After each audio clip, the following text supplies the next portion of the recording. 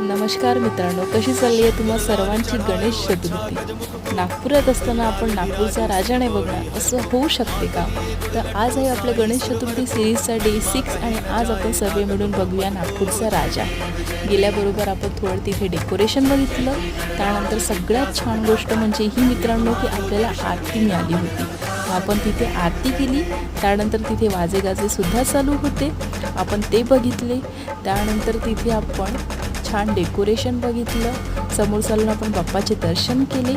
बाप्पा भरपूर सुंदर होते, डेकोरेशन पण खूप छान होतं. तिथे आपण त्या वातावरणाचा थोडा आनंद घेतला. खूप छान वातावरण होतं.